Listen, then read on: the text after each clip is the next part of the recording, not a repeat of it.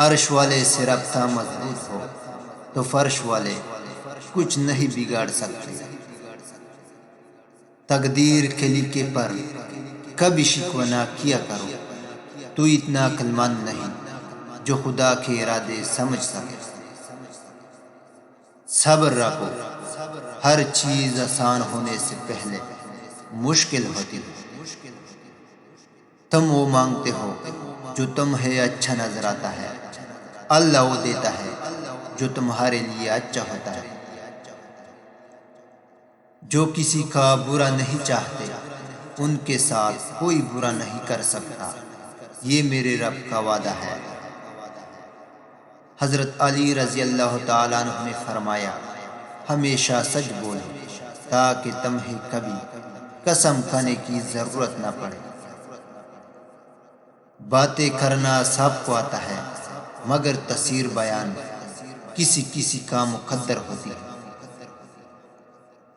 مجھے اس شخص پر تعجب ہوتا ہے جو روزہ دیکھتا ہے کہ اس کی سانس اور عمر کم ہو رہی ہے اور وہ موت کے لیے تیاری نہیں کرتا۔ ہر ٹوٹی ہوئی امید مجھے میرا اللہ سے جوڑتی ہے۔ پریشانی میں مذاق اور خوشی میں تھننا مت دو، کیونکہ ان سے رشتوں میں موجود محبت ختم ہو جاتی ہے۔ سب سے خطرناک ناراضگی وہ ہوتی ہے جس میں آپ کبھی اس شخص پر جتاتے نہیں کہ آپ ناراض ہیں۔ اللہ بہتر کرے گا، لیکن اگر اللہ نے بہتر نہ کیا تو ایمان رکھو، اللہ بہترین کرے گا۔ ایمان والی عورت کا اصلی زور سونا چاندی نہیں بلکہ حیا اور پردہ ہے۔ جب ساری دنیا منہ پھیر لیتی ہے تو اس وقت بھی اللہ آپ کے ساتھ ہوتا ہے۔ ہم تکلیف کے جس مقام پر بھی ہو، ہم سے آگے ضرور کچھ لوگ ہوتے ہیں، انہیں دیکھ کر ہمیں شکر کی لاٹھی تھام لینی چاہیے تاکہ راستہ سہولت سے کٹ سکے۔ میں نے پوچھا، بابا جی حسد کیا ہے؟ کہنے لگے، رب کی تقسیم سے اختلاف رکھنا۔ جس کا بھروسہ اللہ ہو ان کی منزل کامیابی ہے۔ بس اللہ ہی بہترین محافظ ہے اور وہ سب مہربانوں سے بڑا مہربان ہے۔ مومن بندے کی نشانی یہ ہے کہ جب اس کی موت کا وقت قریب آ جاتا ہے تو اس کے چہرے پر مسکراہٹ بھی آ جاتی ہے۔ ٹھوکر بین ہی کو لگتی ہے جن کو رگ میں تھامنا ہوتا ہے۔ نصیحت کیجیے مگر شرمندہ نہ کیجیے، مقصد دستک دینا ہوتا ہے، دروازہ توڑنا نہیں۔ نیند نہیں آتی اپنے گناہوں کے ڈر سے یا رب، پیر سکون سے سو جاتا ہوں یہ سوچ کر کے تیرا ایک نام رحیم بھی ہے۔ بولنے کے لیے پہلے اچھا سننا ضروری ہے۔ ایک انسان کو پہلے سننا چاہیے اور اسی سے بولنے کا فن سیکھنا چاہیے۔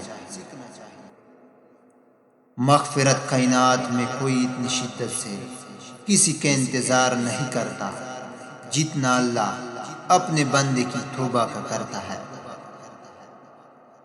بعض خواہشات کا مر جانا ہی اچھا ہوتا ہے، کیونکہ اگر وہ نہیں مرتی تو وہ آپ کو مار دیتی ہے۔ یہ اچھا ہے کہ آپ اہم ہو، لیکن یہ زیادہ اہم ہے کہ آپ اچھے بھی ہو۔ اپنی زبان کو کسی عیب سے آلودہ نہ کرو، کیونکہ عیب تمہارے بھی ہے اور زبان دوسرے لوگوں کی بھی ہے۔ معاف کر دینے سے انسان کی اپنی روح پاک ہو جاتی ہے۔ اللہ تعالیٰ آپ کے جسموں اور آپ کی صورتوں کو نہیں دیکھتا ہے، وہ تو آپ کی دلوں کی طرف دیکھتا ہے۔ علم اپنے رب کو سمجھنے کا نام ہے، باقی سب تو رزق کمانے کا فن ہے۔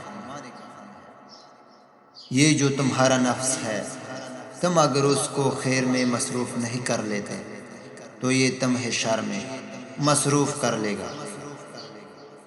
سکون قلب کی تلاش کا آخری مقام ذکر الہی ہے۔ اس باپ کا سامنا کر کے مت چلو جس کی انگلی پکڑ کر تم نے چلنا سیکھا۔ کسی انسان کو دکھ دینا اتنا آسان ہے جتنا سمندر میں پتھر پھینکنا، مگر یہ کوئی نہیں جانتا کہ وہ پتھر کتنی گہرائی میں گیا ہے۔ صبر ایک ایسی سواری ہے جو اپنے سوار کو کبھی گرنے نہیں دیتی، نہ کسی کے قدموں میں نہ کسی کے نظروں میں۔ اچھے لوگوں کا تمہاری زندگی میں آنا تمہاری قسمت ہوتی ہے، اور انہیں سنبھال کے رکھنا تمہارا ہنر۔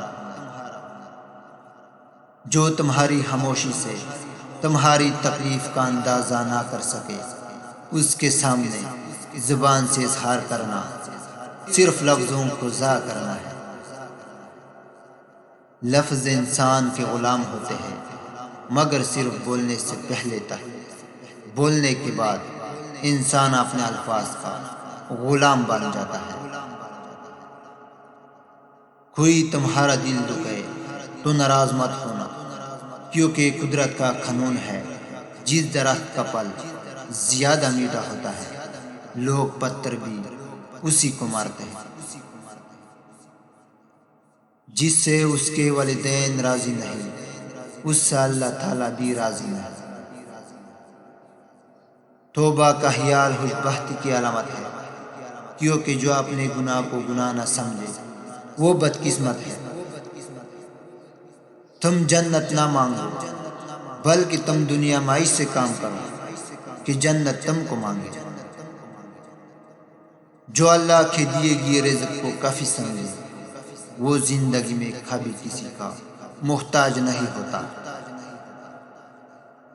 غموں کی راہ پر بڑے سکون سے چلو، کیونکہ یہ اللہ کے قریب کر دیتی ہے۔ اللہ تعالیٰ کے فیصلوں پہ یقین رکھو، زندگی آسان ہو جائے گی۔ جب کوئی مسلمان دوسرے مسلمان بھائی کے لیے پیٹھ پیچھے دعا کرتا ہے تو فرشتے کہتے ہیں آمین، اللہ تمہیں بھی یہی چیز عطا کرے۔ دنیا میں سب سے تیز رفتار چیز دعا ہے، جو دل سے زبان تک پہنچنے سے پہلے اللہ تعالیٰ کے پاس پہنچ جاتی ہے۔ جو شخص پابندی سے استغفار کرتا ہے، اللہ تعالیٰ اس کے لیے ہر تنگی سے نکلنے کا راستہ بنا دیتے ہیں۔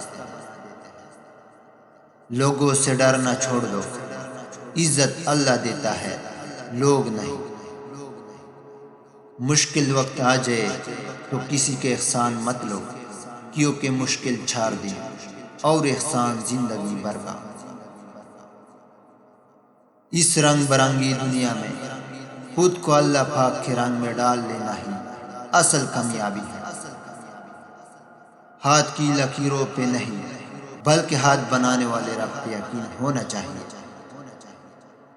حضور صلی اللہ علیہ وآلہ وسلم نے ارشاد فرمایا، بخار کو برا نہ کہو، کیونکہ یہ انسان کے گناہوں کو اس طرح دور کرتے ہیں جس طرح بٹی لوہے کے زنگ کو دور کرتی ہے۔ تہجد اللہ پاک کی لاڈلی عبادت ہے۔